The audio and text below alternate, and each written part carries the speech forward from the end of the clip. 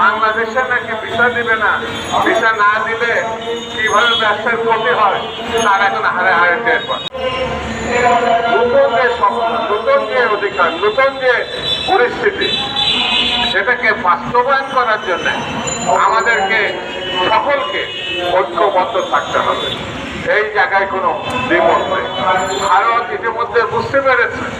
আমার ধারণা, এখন আমি পত্রিকায় দেখলাম অনেক হোটেল লাখে ওঠার মতো অবস্থা হয়েছে। কলকাতায়, ত্রিপুরায় হোটেলে কোনো লোক নাই।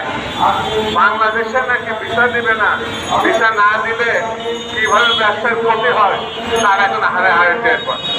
অনেকে চিকিৎসকরা বলেছিল তারা আমাদের চিকিৎসা দিবে না। আমাদের নেতা যে স্বাধীনতা ঘোষণা করেছিলেন এবং দেশকে শত্রুমুক্ত করেছিলেন, সেই দেশকে অবরোধ করতে চেয়েছিল ভারত। সেই অবরোধ টেকে নাই। তারা এখন আল্লাহর রাস্তে চিকিৎসাও দিবে, তারা আবার ভিসাও দিবে, তারা আবার হোটেলের সিটে দেবে। অথচ এই সরকারের উদ্যোগে আরো একটি নির্বাচনের ব্যবস্থা যখন এগিয়ে যাচ্ছে, পার্শ্ববর্তী দেশ সেই নির্বাচনকে বন্ধন করে যাতে গণতান্ত্রিকভাবে নির্বাচিত হয় বিএনপি এবং আগামী দিনে যাতে সরকার গঠন করতে না পারে সেই চেষ্টা তারা চালায়। আমার কাছে মনে হয় এই অপচেষ্টাকে আমাদের করতে হবে, এই ঘৃণ্য চেষ্টাকে আমাদেরকে প্রতিহত করতে হবে। আজকে জাগ্রত দল যে অনুষ্ঠান আয়োজন করেছেন, প্রতিবাদ সভার আয়োজন করেছেন, এই কারণে এই অনুষ্ঠান এবং আয়োজন অত্যন্ত গুরুত্বপূর্ণ। আমি ব্যক্তিগতভাবে বলছি, বাংলাদেশ কখনো বিশ্বের কারোর কাছে মাথা নত করে না।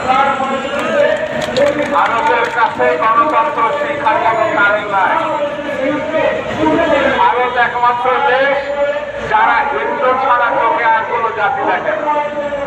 আরে ভাই, বাংলাদেশের সব থেকে নিরাপদ সংখ্যা লঘু হিসাবে যারা, আমরা সংখ্যালঘু বলি না, তারা আমাদের ভাই। হিন্দু, মুসলিম, খ্রিস্টান, মুসলমান 1000 বছরের ঐতিহ্যে তারা পাশাপাশি বসবাস করছে। এই ধরনের কোনো ঘটনা নাই। ঘটনা যা কিছু ঘটে সেটা সীমান্তের ওপারে, সেটা সংখ্যালঘু বলে যাদেরকে একটার পর একটা মসজিদ ভেঙে ফেলছে, সেটা তখন আপনাদের চোখে পড়ে।